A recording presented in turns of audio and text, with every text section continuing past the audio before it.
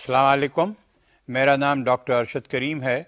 मैं आपके पास आज फिर हाजिर हुआ हूँ बाहावाला पाकिस्तान स्टडीज़ के कोर्स के एक लंबा सफ़र तय करते हुए अब तकरीबन हम आखिरी मराहल पे हैं। और आज का टॉपिक मुझे तो ख्याल पड़ता है कि बहुत दिलचस्प होना चाहिए।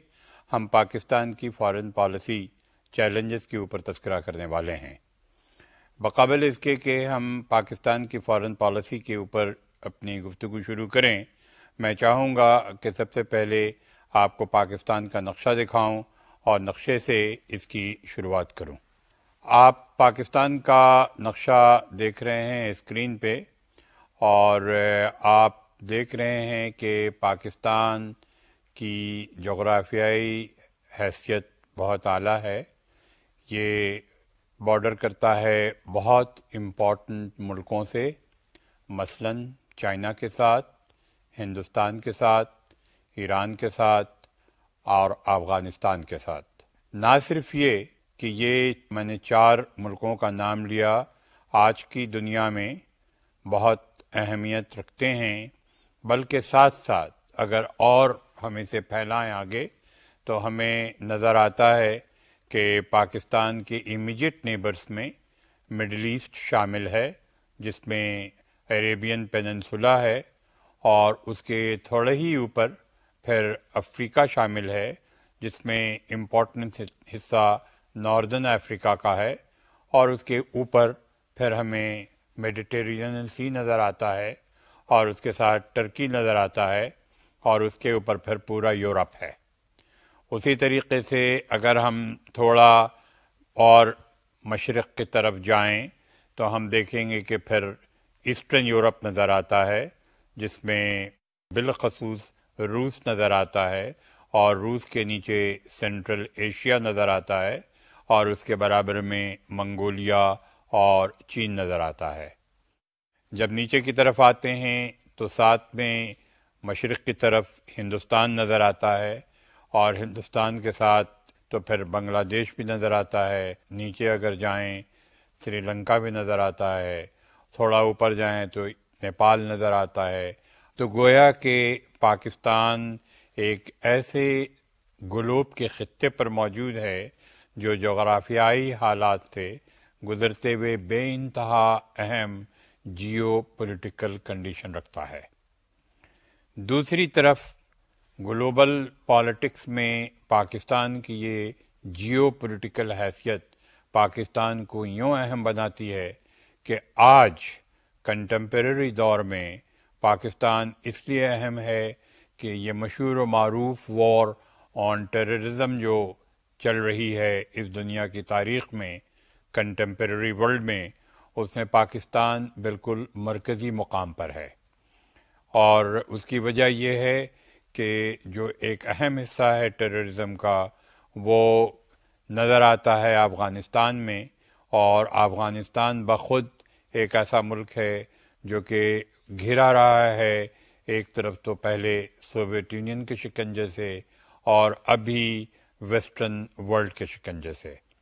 तो इस तरीके से पाकिस्तान की अहमियत बहुत दोबाला बन जाती है, और पाकिस्तान को फ़ॉरेन पॉलिसी के लिए बहुत अहम समझा जाता है। ना सिर्फ पाकिस्तान ही की तरफ से बल्कि दुनिया की तरफ से भी पाकिस्तान एक अहम मुकाम रखता है। इन सारी जोग्राफियाई हालात को देखते हुए हम पाकिस्तान की फ़ॉरेन पॉलिसी का मुताला शुरू से पेश करने आपके पास जाना चाहते हैं, ताकि हम देखें कि पाकिस्तान अपने बैरूनी ताल्लुक़ात में किन किन मराहिल से गुज़रता रहा है और आज किस मकाम पर और क्यों कर खड़ा है। ये इसलिए मैंने कहा कि दिलचस्प मुताला होगा क्योंकि पूरी दुनिया की नज़र पाकिस्तान पे है और पाकिस्तान की नज़र पूरी दुनिया पर है। तो ये जो दोनों बाहमी दिलचस्पी है, ये बाहमी दिलचस्पी हमें भी बहैसियत पाकिस्तानी के पाकिस्तान की मकाम को जांचने के लिए, पहचानने के लिए बहुत दिलचस्पी का एक मुज़ाहरा करती है, और हमें भी उन दिलचस्पियों में शामिल होने में एक अपनी तरफ खींचती है। اسی لیے میں نے کہا تھا کہ آج کا مطالعہ ہمارے لیے بہت اہم مطالعہ ہوگا۔ اسے سامنے رکھتے ہوئے ہم آپ کو پچھلی باروں کی طرح یہ دکھائیں گے کہ ہم نے اس مطالعے کو مختلف حصوں میں تقسیم کیا ہوا ہے، اور وہ تقسیم یہ ہیں۔ پہلا انٹروڈکشن، جس میں ہم what is foreign policy and how and why it is made and designed. دوسرا initial stage, infant Pakistan and foreign policy of Pakistan. تیسرا Ayub era and foreign policy of Pakistan. چوتھا 1965 Indo Pakistan war and foreign policy of Pakistan. آگے 1971 Indo Pakistan war and foreign policy of Pakistan.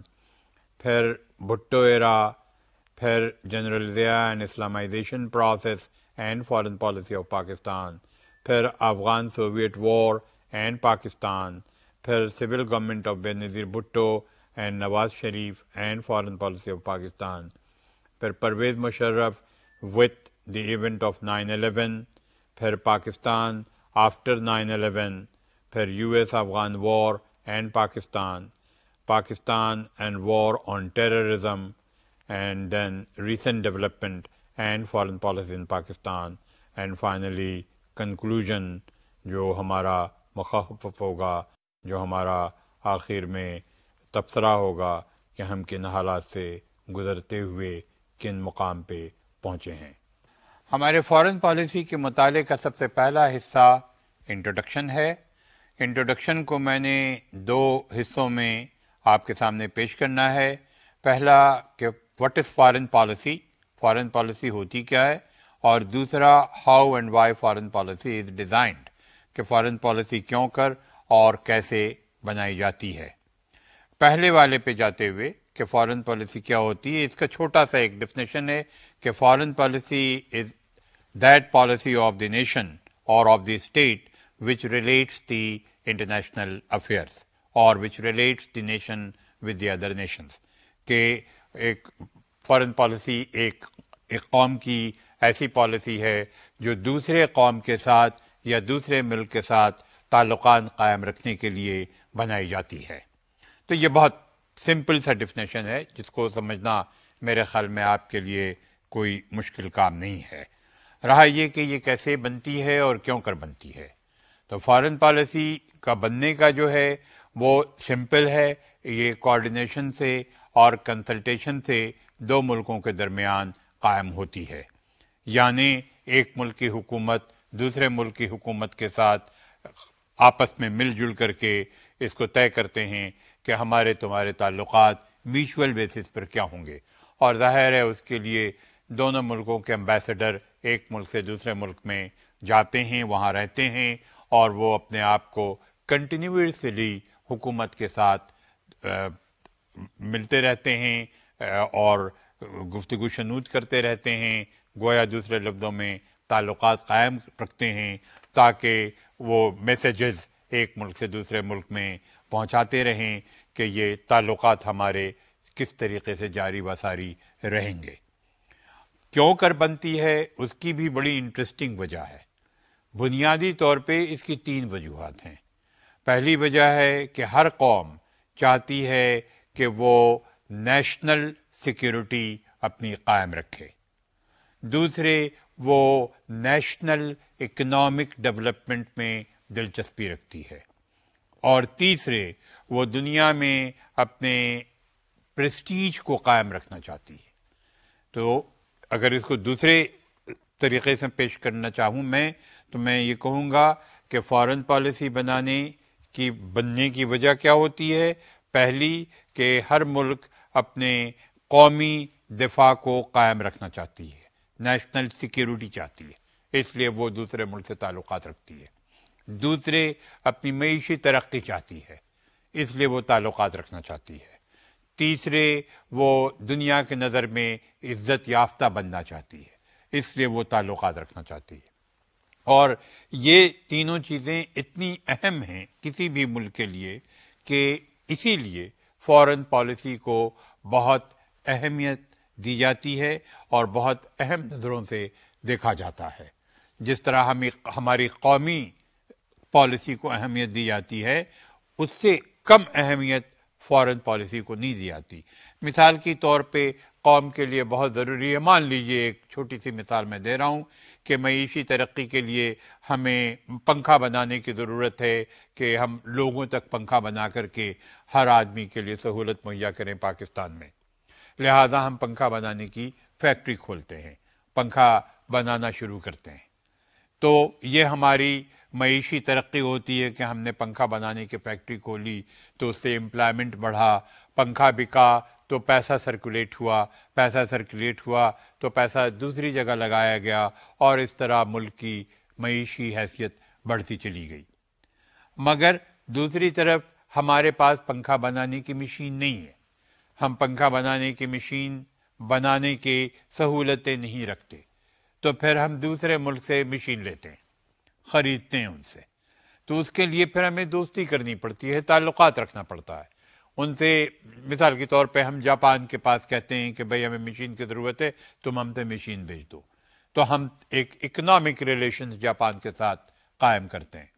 تو اس طرح ہم economic development کے لیے بین الاقوامی تعلقات قائم کرتے ہیں جسے ہم فارن پالیسی کہتے ہیں. تو یہ وجہ ہے. ہمارے انٹروڈکشن کا حوالہ جو میں نے آپ سے دیا وہ یہیں پیش کرنے کے لیے کہ پاکستان کی فارن پالیسی یا کسی بھی ملک کی فارن پالیسی کیا ہوتی ہے اور یہ کس طریقے سے بنائی جاتی ہے اور کیوں کر بنتی ہے.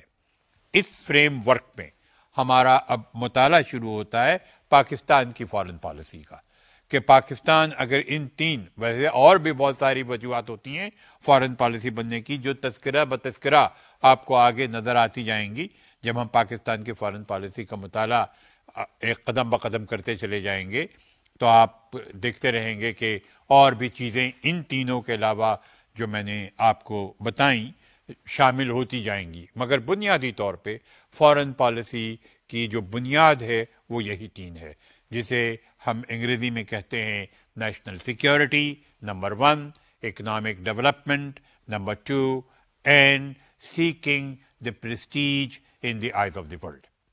تو اب آئیے ہم تذکرہ شروع کرتے ہیں پاکستان کی فارن پالیسی کا شروع کے وقت سے جب پاکستان قیام عمل میں آیا تھا، یعنی جسے ہم نے انیشیل اسٹیج کے نام سے پکارا ہے.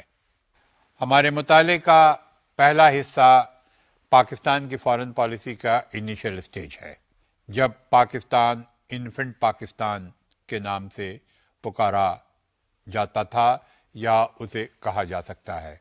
انفنٹ پاکستان سے مراد ہے کہ پاکستان جب بنا تو میں نے اس کا تذکرہ شروع ہی میں آپ سے کیا تھا کہ پاکستان کے پاس کچھ بھی نہیں تھا. انفنٹ اسٹیج کا پیریڈ، جو انیشیل اسٹیج میں نے جس کا نام دیا ہے، اس کا پیریڈ بالکل ہم باضابطہ طور پہ بائیفرکیٹ تو نہیں کر سکتے ہسٹوریکل فریم ورک میں، مگر یہ کہہ سکتے ہیں کہ یہ پیریڈ 1947 سے لے کر تقریباً 1962-64 تک رہا جب ایوب خان کا دور شروع ہوتا ہے. اس فریم ورک میں انیشیل اسٹیج میں پاکستان کی فارن پالیسی پہ ہم نظر ڈالتے ہیں تو پھر آپ ایک بات کو یاد رکھیے گا کہ ہمارے ہر تذکرے میں یہ بات موجود ہونی چاہیے کہ بین الاقوامی پالیسی یا بین الاقوامی تعلقات کی 3 بنیادی وجوہات ہیں، اور وہ آپ بھولیے گا نہیں، کیونکہ بار بار جب تک آپ اس پر نظر نہیں رکھیں گے، جب تک آپ اس کے اوپر سے نظر آپ کی ہٹ گئی اگر بدقسمتی سے، تو پھر وہ سارا سلسلہ ٹوٹ جائے گا. تو کیا ہے وہ؟ پہلا نیشنل سیکیورٹی، دوسرا اکنامک ڈیولپمنٹ، اور تیسرا prestige in the eyes of the world.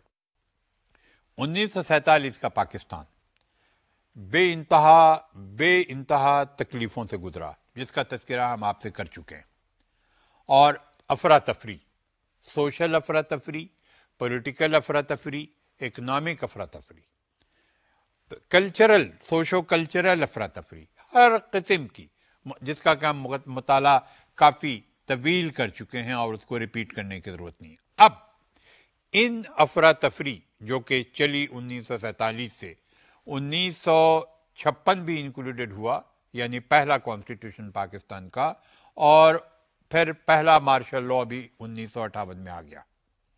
تو گویا کہ یہ حالات جو کہ انیشل اسٹیج کے حالات تھے، وہ Pakistan remained under a constant socio political economic crisis.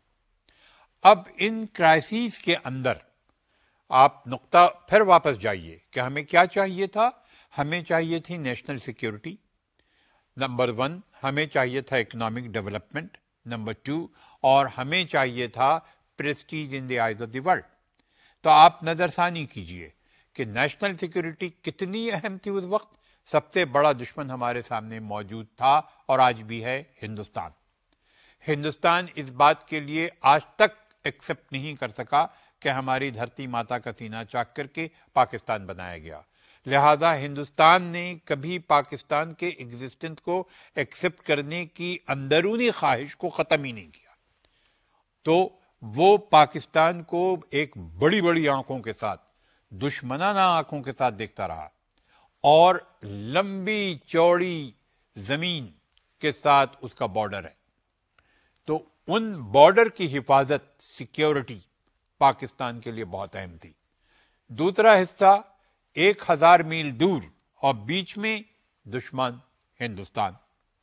تو ہم دیکھیں کہ جغرافیائی حالت پر بھی ہم کتنے کمزور ہیں کہ ہمارا ایک حصہ مغرب میں جو کہ سینکڑوں میل کا بارڈر ہے ہندوستان کے ساتھ، بغیر کسی بیریئر کے، نہ بیچ میں کوئی ایسا سمندر، دریا، پہاڑ، کچھ بھی نہیں۔ دوسری طرف دوسرا حصہ 1000 میل دور ہے اور بیچ میں پوری ہندوستان کی زمین ہے۔ تو ہمیں نیشنل سیکیورٹی کے لیے کیا چاہیے تھا؟ ایک ایسا سپورٹ چاہیے تھا جس سے کہ ہم اپنی نیشنل سیکیورٹی کو قائم رکھ سکتے۔ پھر اکنامک، ہم نے بتایا کہ کرائسس میں گزر رہے تھے، لہذا اکنامک ڈیولپمنٹ کے لیے ہمیں اکنامک ہیلپ چاہیے تھی۔ جیسے مثال کے طور پہ بھی مثال آپ کو پنکھا بنانے کی مشین کی دی تھی، اس وقت تو ہمارے پاس کچھ بھی نہیں تھا۔ ہم نے آپ کو تذکرے میں بتایا تھا جب ہم اکنامک پڑھ رہے تھے پاکستان کی اکانومی کو، تو ہم نے بتایا تھا کہ پاکستان کو بدقسمتی سے کچھ نہیں ملا تھا، پاکستان میں کوئی انڈسٹری نہیں تھی۔ تو ظاہر ہے کہ ہمیں اکنامک ڈیولپمنٹ کے لیے بھی ہمیں دوستی چاہیے تھی، ہمیں دوسرے ملکوں سے تعلقات چاہیے تھے، ہمیں سب کچھ چاہیے تھا۔ ہمیں کپڑا مثال کے طور پہ چاہیے تھا، ہم روئی پیدا کرتے تھے، کپڑا نہیں بناتے تھے، ہمارے پاس کپڑا بنانے کی انڈسٹری ہی نہیں تھی۔ اسی طریقے سے کچھ بھی بنانے کا، برتن بنانے کی انڈسٹری نہیں تھی، الیکٹرانکس بنانے کی انڈسٹری نہیں تھی، گاڑی، سائیکل، فلانے دوسرے چیز، پنکھا چھنکا جو بھی ہے، ان کے پرزے بنانے کی فیکٹری نہیں تھی ہمارے پاس۔ تو ہمیں ضرورت تھی کہ ہم اپنا اکنامک ڈیولپمنٹ کے لیے اپنی فارن پالیسی کو دوستانہ طور پہ دوسرے ملکوں کے ساتھ پیش کریں۔ پھر prestige in the eyes of the world, پہلا وقت پاکستان کا چیلنج تھا دنیا میں بہت بڑا۔ پہلا ملک دنیا میں قائم ہوا تھا under the banner of Islam, پہلا ملک دنیا میں قائم ہوا تھا with an ideology, and that was the ideology of Islam. پہلا ملک دنیا میں قائم ہوا تھا جس نے نعرہ لگایا تھا ملت اسلامیہ کا، اور یہ سارا فلسفہ جس کی روح اور جڑ علامہ اقبال تھے، اس کو قائد اعظم نے عملی جامہ پہنا کر کے، ایک باضابطہ شکل صورت دے کر کے پاکستان کے نقشے میں قائم کیا تھا۔ لہذا اس کے لیے کتنا بڑا چیلنج تھا اس عزت کو سنبھالنے کا، اور وہ عزت اسی وقت سنبھل سکتی تھی جب ہماری فارن پالیسی، یعنی دنیا کی نظر ہمارے اوپر عزت سے پڑتی۔ لہذا یہ بہت بڑا چیلنج تھا۔ تو ہمارا پہلا ہی حصہ جو کہ انیشیل اسٹیج ہے فارن پالیسی کا، وہ اتنا زیادہ گمبھیر تھا کہ اگر اس کے مطالعے کی تفصیل میں جاؤں بھی تو پورا میرے خیال میں وقت اسی پر لگ جائے گا۔ تو میں صرف اتنا بتانا چاہوں گا کہ ہمارا پہلا انیشیل اسٹیج جو کہ انفنٹ پاکستان کے اسٹیج تھا، we had been passing through a number of crises which we have gone through that. Under those crises, we had to develop our foreign policy or our international relations with great challenges. اور وہ great challenge کیا تھا کہ لیاقت علی خان مرحوم the first Prime Minister of Pakistan realized it. And he realized very clearly that we have to follow the suit which seeks the prestige in the eyes of the world of Pakistan, which seeks the interest of national security and also seeks the interest of the economic development. اس لیے پاکستان کا سب سے پہلا قدم ہوا امریکہ کے ساتھ دوستی کرنا، چونکہ وار شروع ہو چکی تھی، cold war between America and the communist world اور western world and the communist world. تو اس وار میں پاکستان میں کمیونزم کو ساتھ دینا ایک تو اسلامک آئیڈیالوجی ہی کے خلاف تھا، لہٰذا دوسرا انٹرسٹ جو ہو سکتا تھا وہ ویسٹرن ڈیموکریسی کی طرف ہو سکتا تھا. لہذا لیاقت علی خان کو بیک وقت بلاوا آیا دونوں جگہ سے، رشا جانے کے لیے بھی اور امریکہ جانے کے لیے بھی، اور لیاقت علی خان نے ترجیح دی امریکہ جانے کی. اور یہ کوشچن آیا تھا پاکستان پالیسی فریم ورک میں کہ ایسا لیاقت علی خان نے کیوں کیا تھا. اس کی بہت ساری وجوہات تھیں، اور جیسا کہ میں نے کہا کہ وقت نہیں ہے انفارچونیٹلی کہ میں اس کی ڈیٹیل میں جاؤں، مگر ایک دو وجہ میں آپ کو صرف یہی بتا سکتا ہوں کہ پہلی وجہ تھی اسلامک آئیڈیالوجی جو کہ بالکل سوٹیبل نہیں تھی کمیونزم کے ساتھ.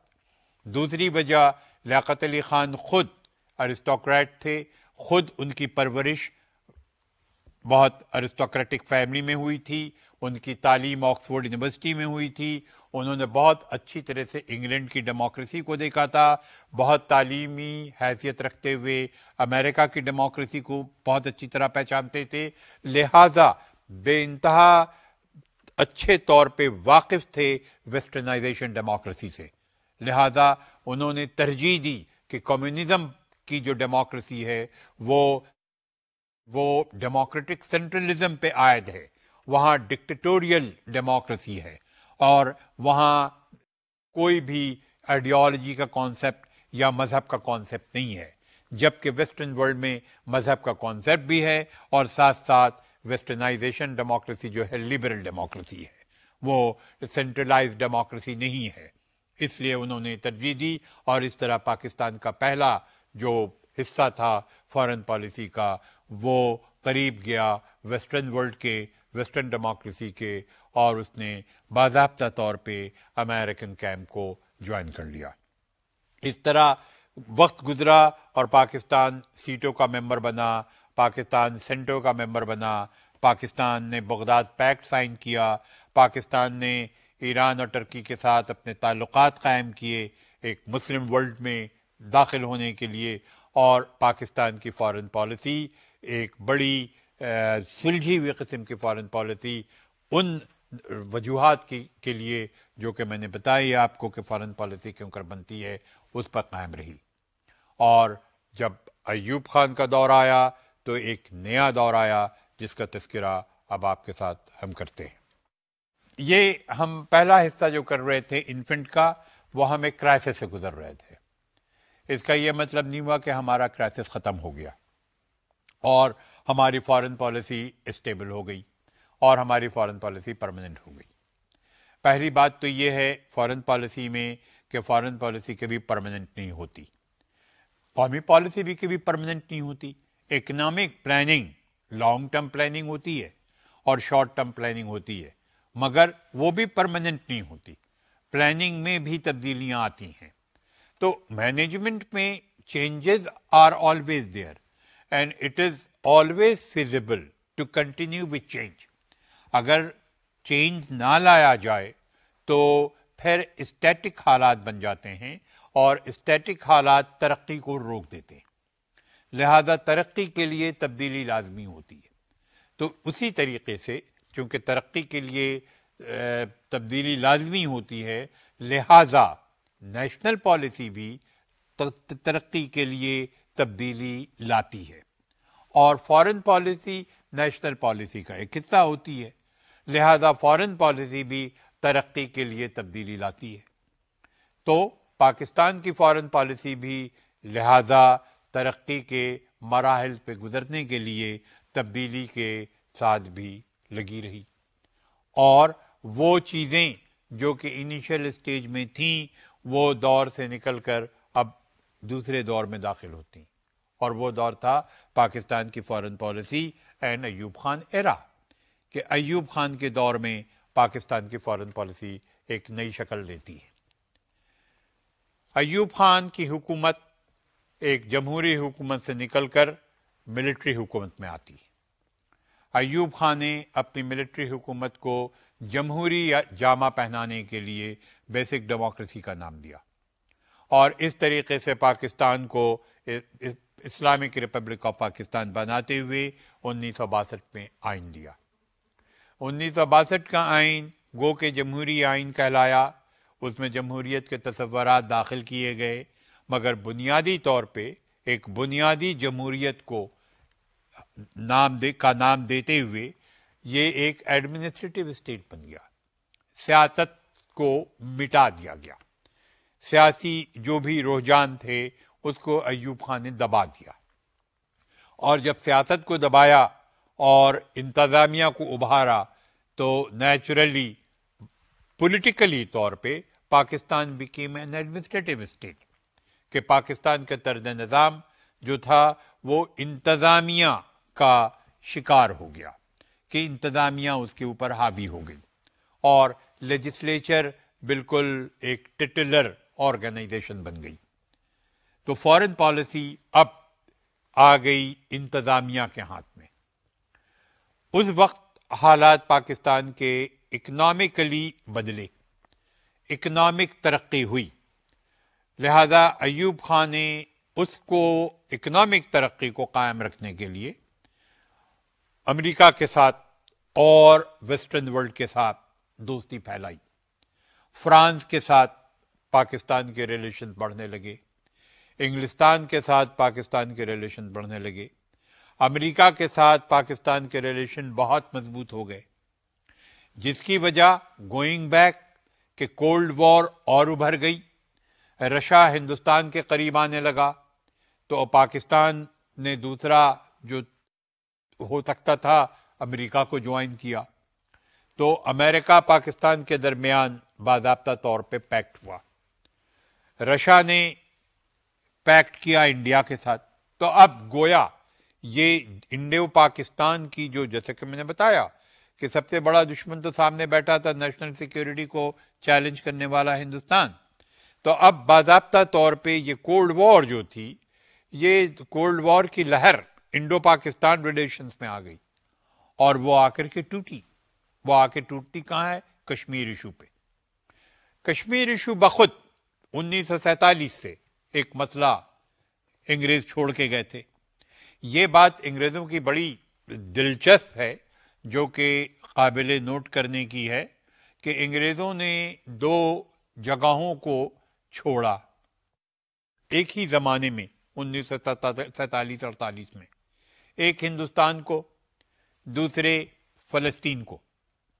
ہندوستان کو چھوڑا، سارا کچھ انتظام کرنے کے بعد کشمیر کے بارے میں کچھ نہیں کیا، چھوڑ کے چلے گئے لڑائی بٹوین انڈیا اینڈ پاکستان۔ تو یہ کشمیر کا ایشو پاکستان کے قیام کے ساتھ ہی شروع ہوا، اور بالکل ارلی اسٹیج میں یہ یونائیٹڈ نیشن میں گیا، چونکہ انگریزوں نے یہ جو کلاؤز تھے سارے 1947 ایکٹ کے، اس میں یہ بات درج کی گئی تھی کہ کشمیر کے حوالے سے کہ وہاں پلیبسٹ ہوگا، اور وہاں کے لوگ جو بھی چاہیں گے ہندوستان میں رہنا یا پاکستان میں رہنا وہ ڈیسائیڈ کریں گے، اور یہ دونوں ملکوں نے قبول کر لیا تھا، مگر ہندوستان بیک ڈاؤن۔ تو یہ پاکستان نے یونائیٹڈ نیشن میں بھیجا۔ یونائیٹڈ نیشن میں اس ریزولوشن کو روس نے ویٹو کر دیا، اور اس کے بعد تو کوئی قصہ ہی نہیں ہوا، آج تک وہ ویٹو ہے، اور اس کے اوپر تو کوئی تذکرہ ہی نہیں ہوتا، کوئی الٹ کے اس ریزولوشن کو دیکھتا بھی نہیں، کتنی بار وہ لایا گیا سامنے، اور ہمیشہ اس کے اوپر کچھ نہ کچھ کر کے وہ بالکل رد کیا جانے لگا، کہ کوئی نتیجہ ہی نہیں نکلا، اس کو کبھی نہ ایکسیپٹ کیا نہ ریجیکٹ کیا، اور نہ کبھی پلیبسٹ کرایا۔ تو اس طرح مسئلہ کشمیر موجود رہا، اور فوراً ہی پاکستان بننے کے بعد ہندوستان نے پاکستان کہ کشمیر کے حصے پر حملہ کر دیا تھا. ایک چھوٹ جنگ بھی ہوئی تھی. اس جنگ میں جو حصہ پاکستان کے پاس آ سکتا تھا جو آزاد کشمیر کہلاتا ہے وہ آج تک ہے, اور جو انڈیا کے پاس پورا تقریباً 2/3 حصہ ہندوستان نے اپنے پاس رکھ لیا اور اس پر وہ قابض ہے اور وہ اللیگلی قابض ہے. تو یہ سلسلہ تب سے آ رہا تھا, اور اس کو بہت آگے وہ بڑھتا کب ہے؟ ایوب خان کے زمانے میں. اور ایوب خان کے زمانے میں اس لیے بڑھتا ہے کہ جو کہ پھر میں واپس جاتے ہوئے آپ کو بتاؤں گا کہ جب نیشنل سیکیورٹی کا ایشو آتا ہے اور prestige in the eyes of the world, تو یہی چیلنج بنتا ہے فارن پالیسی کا. اور اس سے پہلے کے حصے میں ہماری آرمی یہ نہیں تھا کہ کمزور تھی, بلکہ ہمارے سیاسی حالات اتنے کمزور ہوتے چلے آ رہے تھے شروع سے انیشل اسٹیج میں کہ یہ قصہ کشمیر کا ایک اسٹرانگ لیول پہ فارن پالیسی کے حوالے سے سامنے آ ہی نہیں رہا تھا.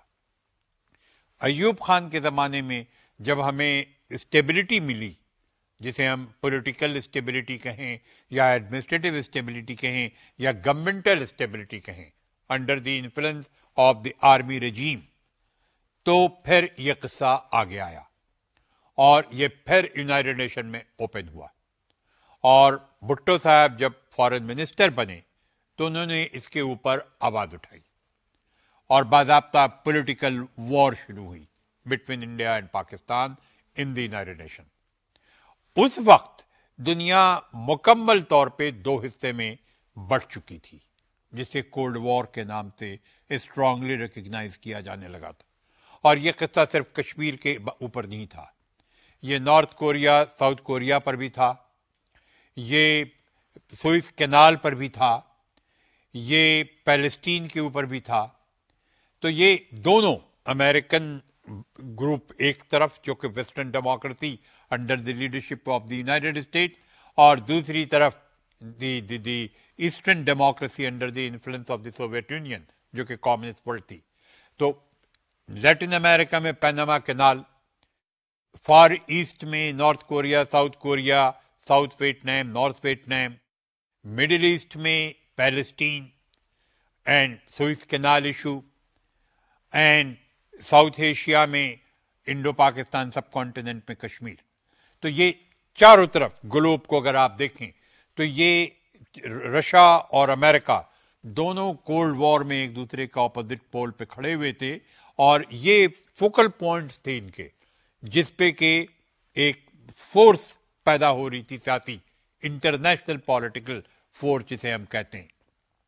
تو دونوں نے کوشش کی کہ ریجن کے ساتھ دوستانہ ہاتھ بڑھائیں.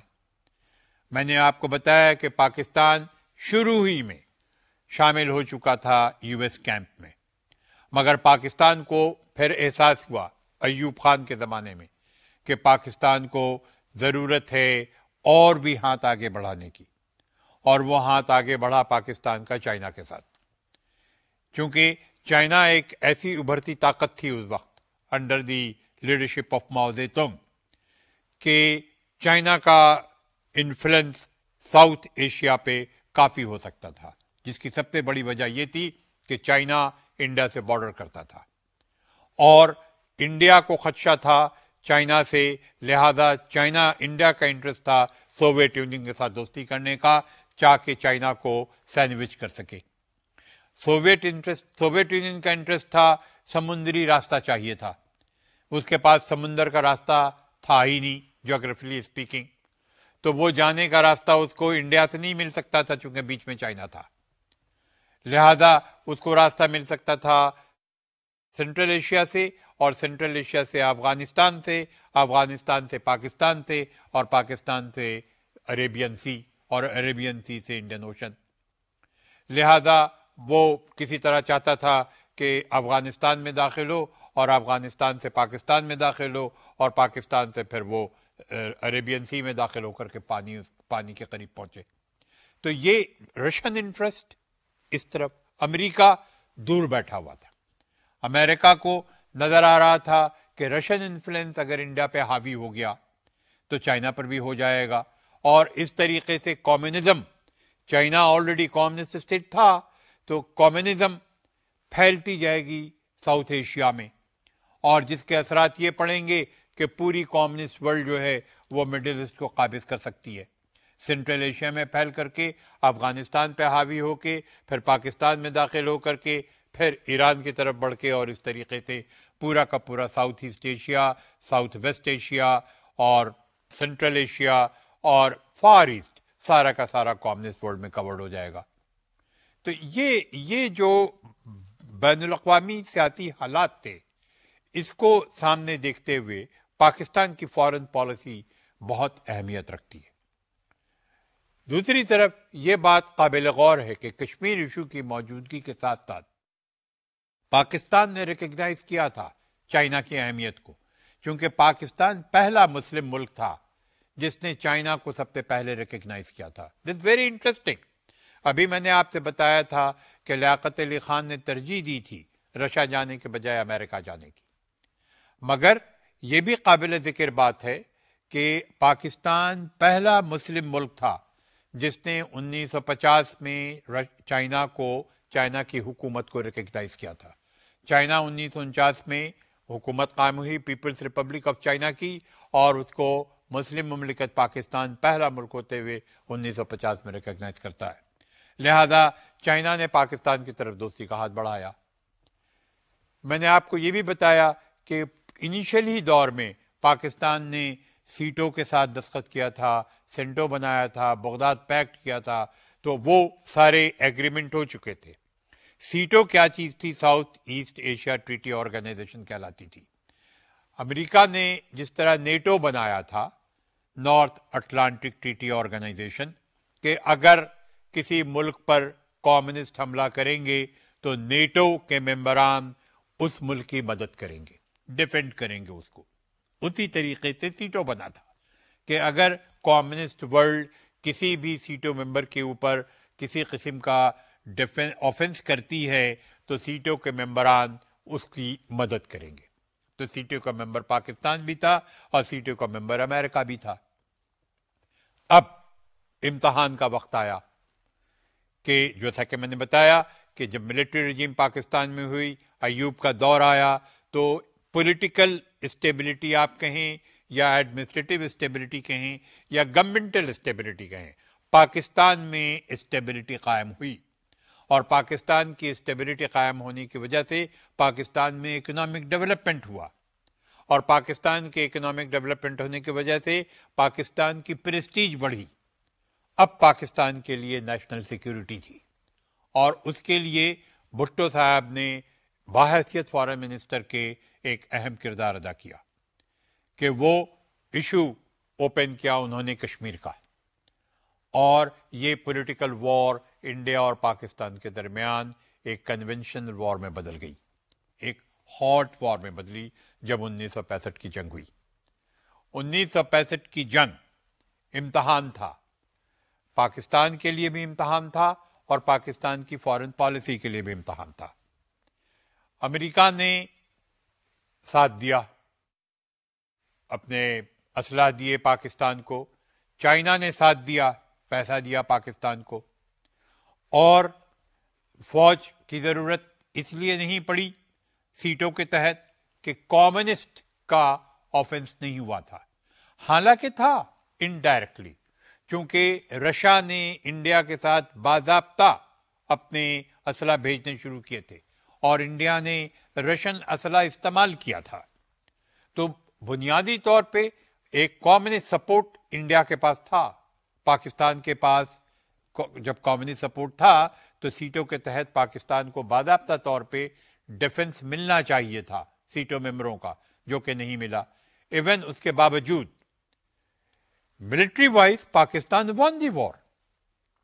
ہوا کیا کہ America in a way backed out, China in a way backed out. What does it mean? کہ وہ دونوں خاموش ہو گئے، رشیا بیچ میں کود گیا، رشیا بیچ میں کودا کہ بھائی سیز فائر کرو، اور سیز فائر کرنے کے بعد میرے پاس آ جاؤ، ہم تم دونوں کی دوستی کرا دیتے ہیں۔ ایوب خان نے بھٹو صاحب کی مرضی یا رائے کے خلاف تاشکند جانے کا فیصلہ کیا اور وہ تاشکند گئے. اس فیصلے میں، تاشکند کے فیصلے میں، سوویت یونین نے تاشکند ڈکلیریشن سائن کروایا. اتفاق دیکھیے کہ تاشکند ڈکلیریشن 10 جنوری کو ہوتا ہے، دستخط اس کے اوپر، بٹوین انڈیا اینڈ پاکستان. اور لال بہادر شاستری، انڈیا کے پرائم منسٹر، مر جاتے ہیں. لوگوں نے کہنا شروع کیا کہ انڈیا کا پرائم منسٹر اتنا خوش ہوا تاشکند ڈکلیریشن سے کہ خوشی سے مر گیا. خدا معلوم حقیقت کیا تھی، مگر ہوا یہی کہ وہ مر گئے.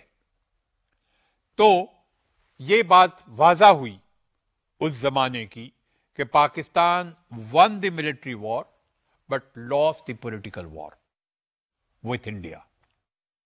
کہ وہ ساری جو کہ وکٹری ہوئی تھی پاکستان کی، وہ ساری جو پاکستان کے فوج کی کارکردگی تھی، بہادری تھی، وہ سیاست کا شکار ہو گئی.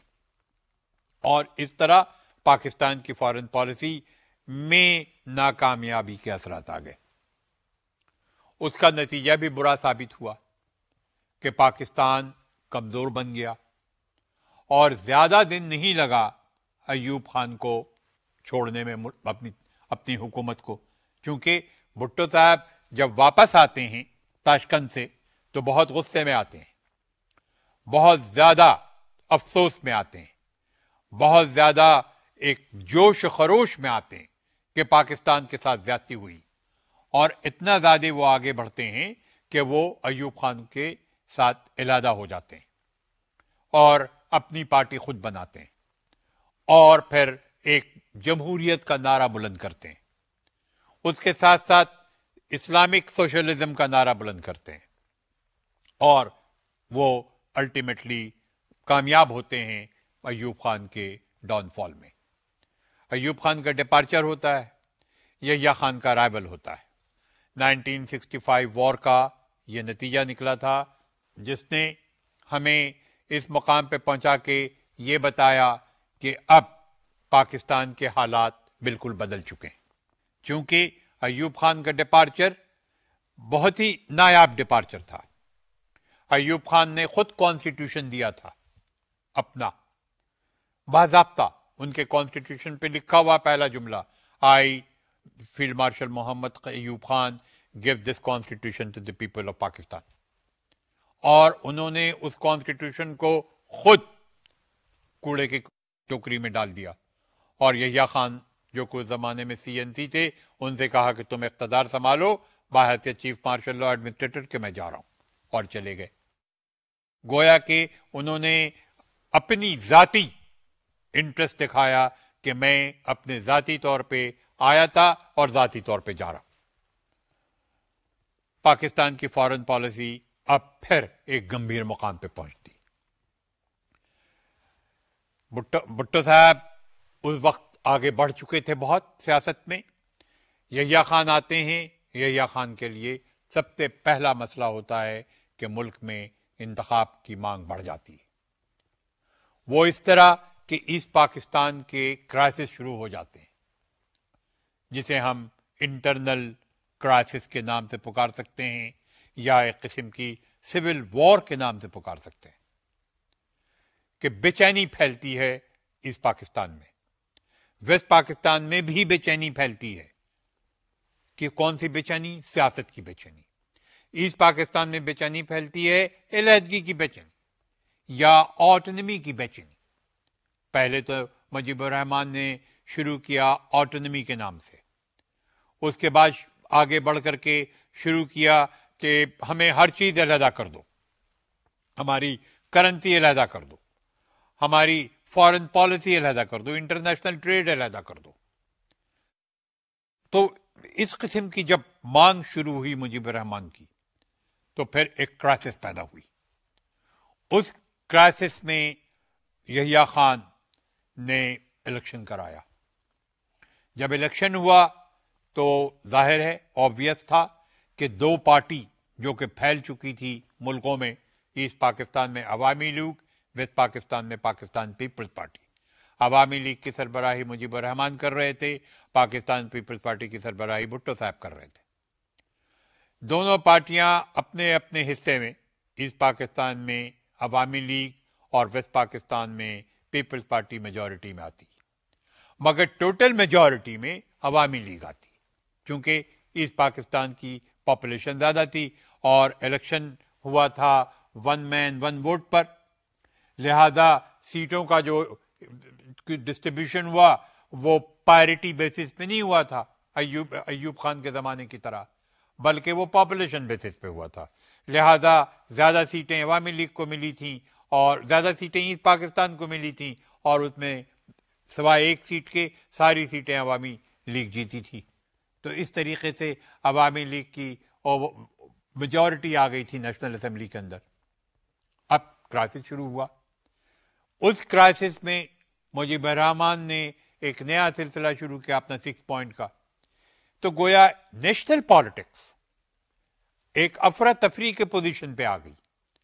چیف مارشل لا ایڈمنسٹریٹر کے سمجھ ہی میں نہیں آ رہا تھا کیا کرے۔ He was in West Pakistan and so was Bhutto, and therefore they were working together, advising each other and agreeing or disagreeing with each other. Mujib ur-Rahman is absent. تو یہ جو سلسلہ شروع ہوا نیشنل پالیٹکس کا، naturally it was going to affect the foreign policy.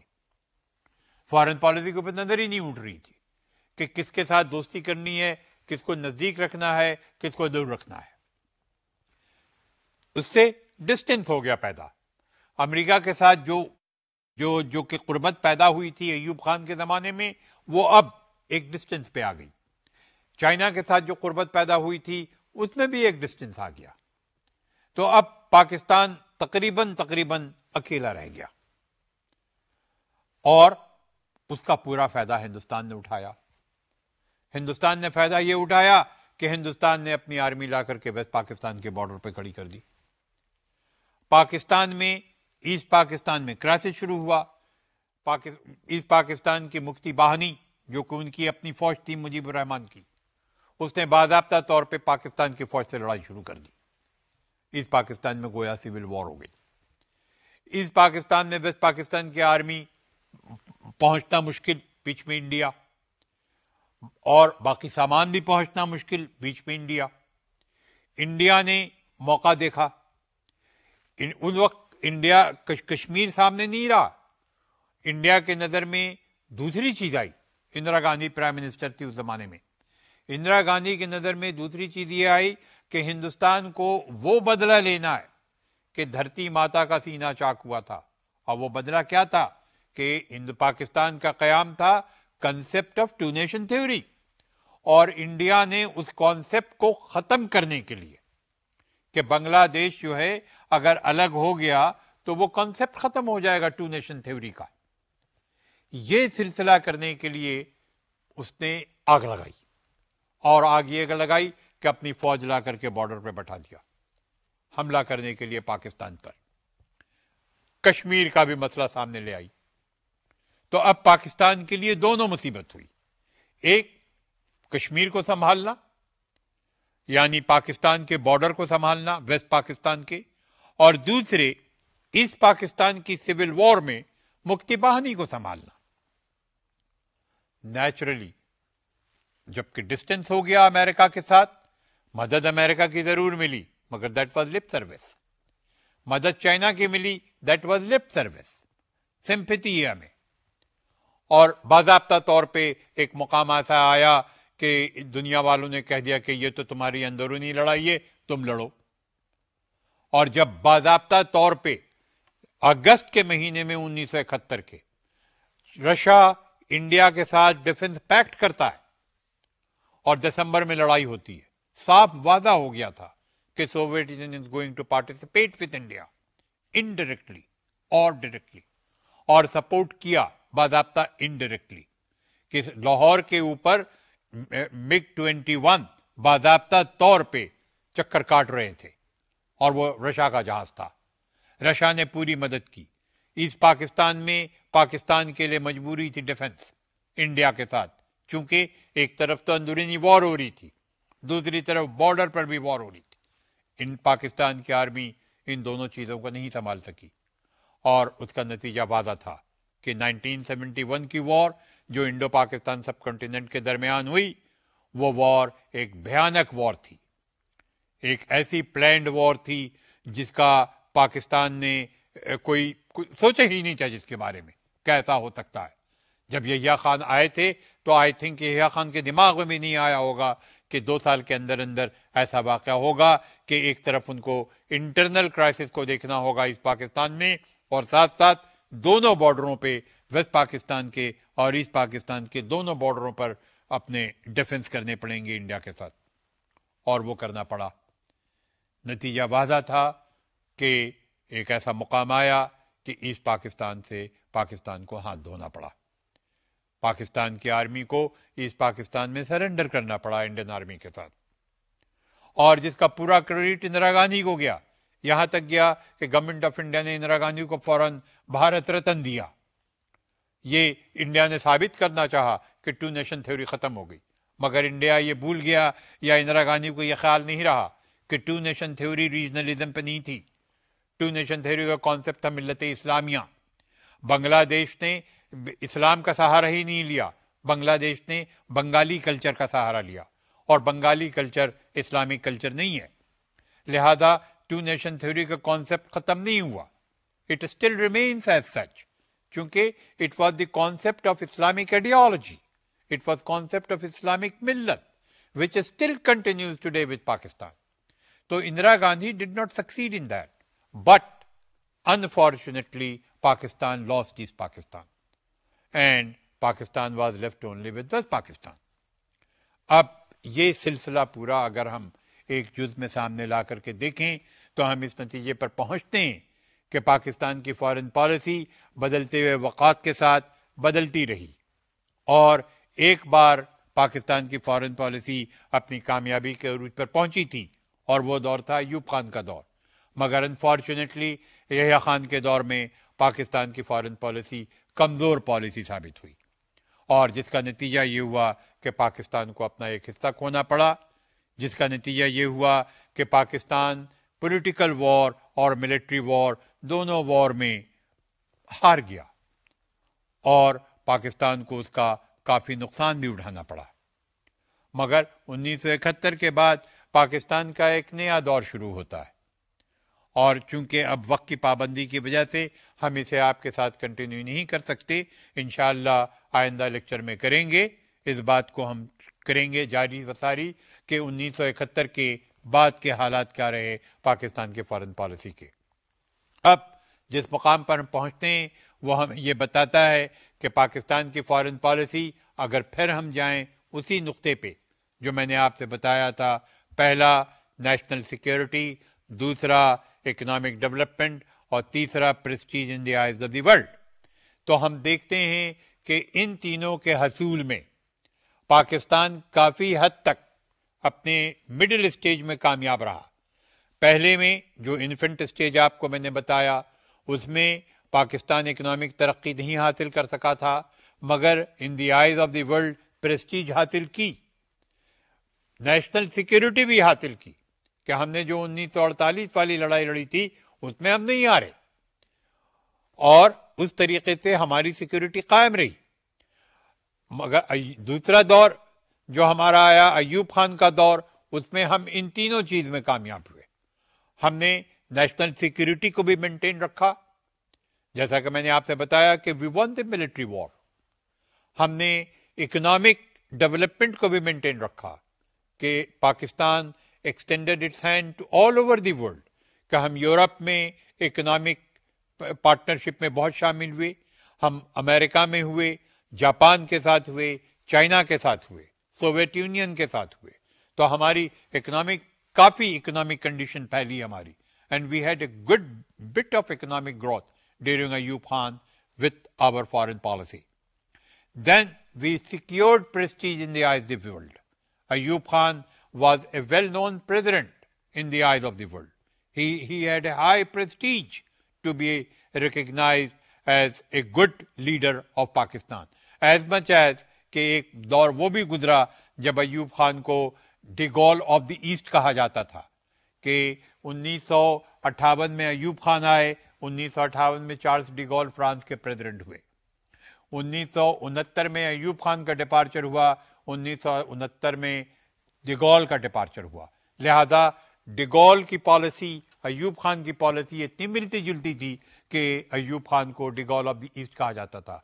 लिहाजा we enjoyed the Prestige, highest Prestige in the eyes of the world during Ayub regime। मगर third stage जब यहिया खान का स्टेज आता है तो again we are involve into our foreign policy as well as the civil war between East Pakistan and the Pakistan military, जिसके नतीजे में we had another war with India in 1971 which lowered down the foreign policy of Pakistan। यहाँ पर आज का मेरे ख्याल में आज की गुफ्तगू हम मुकम्मल करते हैं, चूँकि वक्त की पाबंदी है। आपसे इजाज़त चाहते हैं, इंशाअल्लाह ताला हाजिर होंगे और इस तज़किरे को जारी सारी रखेंगे। इजाज़त दीजिए, खुदा हाफ़िज़।